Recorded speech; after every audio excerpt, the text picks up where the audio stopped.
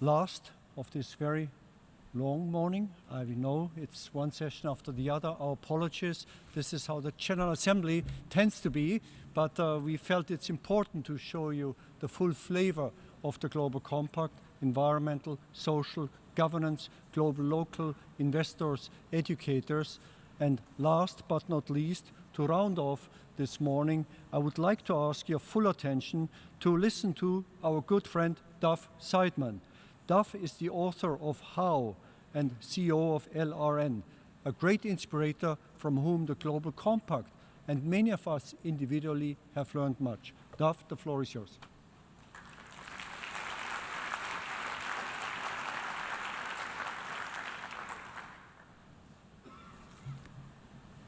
Excellencies, distinguished guests, ladies and gentlemen, it's an honor to be here with you to celebrate the UN Global Compact. Georg, you and I share the belief that ethics lies at the heart of all sustainable human endeavor. Your leadership is an inspiration to me, and I know countless others. We live in a fast-paced world. It's always on, and we face the blaring assault of never-ending information. Everything is faster: communication, commerce, innovation. So I stand before you today with a counterintuitive message. The faster things get, the more we need to pause. Why? Quite simply, when you hit the pause button on a machine, it stops. When a human being hits their pause button, they start. They start to reflect, to reconnect with their deepest beliefs. We pause to make sense, to rethink fundamentals, such as the nature of capitalism and the relationship of business to society and to the natural world. And we reimagine an even more sustainable path. It has never been more urgent to pause in this deep way. That's because the world is not just rapidly changing, it is being dramatically reshaped, faster than we have yet been able to reshape ourselves. Today, we live in a world of no distance. So few can affect so many others so far away in ways they could never before. A single banker can cause the market to lose billions from his desk in minutes. A vegetable vendor and a cell phone can spark a revolution towards freedom. Mobile apps are disrupting entire industries, bringing strangers into intimate proximity, into our homes and into our cars. Companies were once fortresses, protecting our privacy and their secrets. Today, one hacker, continents away, can expose both, enabling people to see deep into organizations and into the attitudes of the people who run them. 300 years ago, the Scottish philosopher David Hume observed that the moral imagination diminishes with distance. It would follow that as distance decreases, the moral imagination increases. We live in a world where moral imagination is activated. For you and we as leaders, it must. That's because our world has gone from connected to interconnected to globally interdependent. More than ever, today, we rise and fall together. What each of us feels, aspires to, and imagines matters more than ever to everybody else. So therefore, the only viable strategy for winning and creating value in an interdependent world is to forge healthy, sustainable interdependencies so that we rise and do not fall together. That's not easy. We know it's hard. But it's also not complicated. It comes down to human behavior and the values that sustain human relationships. My friends, we've gone from an industrial economy where we hired hands to a knowledge economy where we hired for people's heads, to what is now a human economy where we hire hearts. In this world where machines can outthink, outprocess, and outperform us, it's the things machines cannot do, the things that come from the heart where our values reside, our character, creativity, compassion, humility, that are uniquely valuable in this world and will never be automated or commoditized.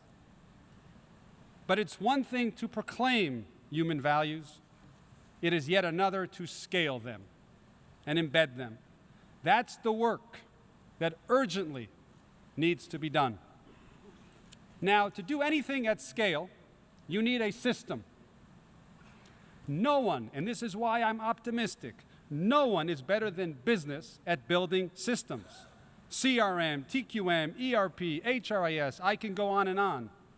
When Microsoft Word was fighting WordPerfect, Bill Gates' genius was to build Windows operating system so that apps like Word, Excel, PowerPoint, and email would come together and work together to increase productivity. By analogy, in the human economy, the apps we need are elevated human behaviors. Business must build now the operating system that can run them. I call this the human operating system. A human operating system is one where purpose, as Paul Pullman said, lies at the heart. It's a system in which governance that maximizes short-term commercial interests and only measures how much business gets done is replaced with governance that embraces responsibility to society, long-term goals, and also measures how business gets done. It's a system where culture of carrots and sticks applied against rules and policies that drive what people can and cannot do is replaced with a culture of shared values and principles that guide what people should and should not do. We used to live in a world where few directed many, where one coach told his players to run this play, where a military general commanded a battalion to take that hill, where a CEO told his team to make those numbers. In that world, everybody else's job, quite simply, was to do the next thing right. In other words, correctly. In a human economy, where everybody is called upon to contribute their full character and creativity, everybody's job is no longer to do the next thing right, but to do the next right thing. A machine can be programmed to do the former, but only a human being can do the latter. To build a human operating system, we need, therefore, a fundamentally different mindset of leadership. Young people will make up 75% of the global workforce in the next 5 years. They are showing us the way. A 17-year-old Pakistani girl won the Nobel Peace Prize. A 15-year-old American successfully petitioned beverage companies to remove carcinogens from sports drinks. A 9-year-old Scottish girl challenged her school to serve nutritious food and inspired children all over the world to do the same. These young people know what works best in a human economy.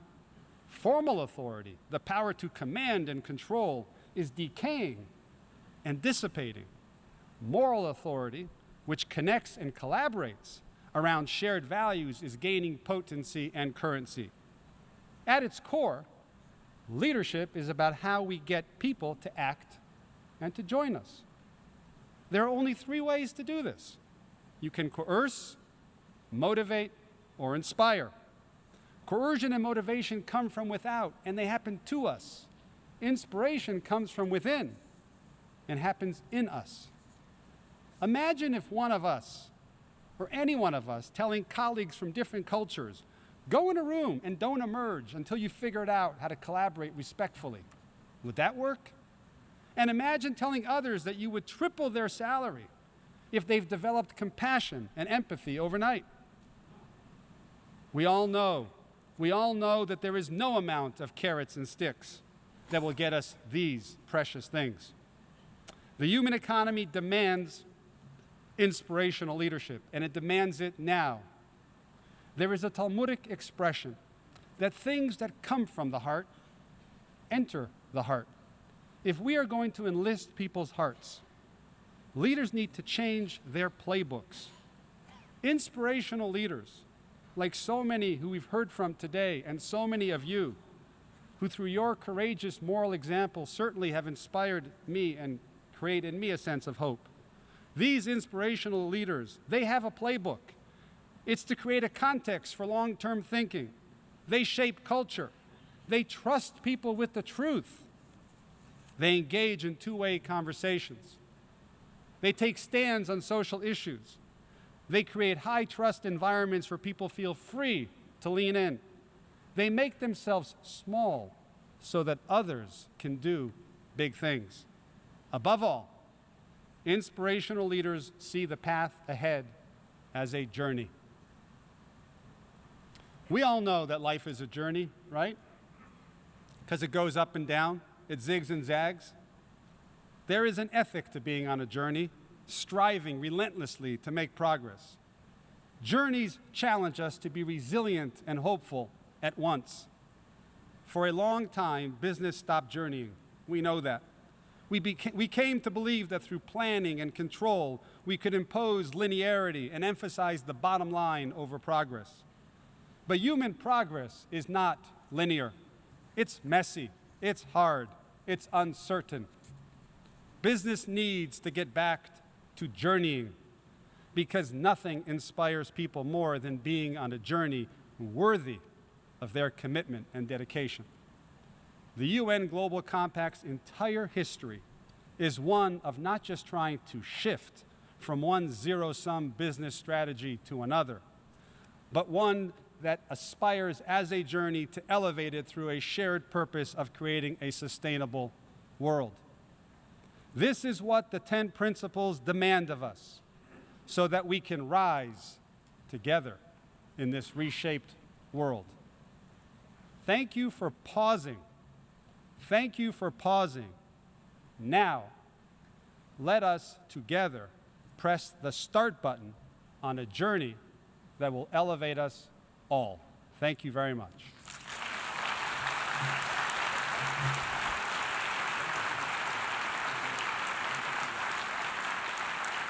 Thank you so much, Dov.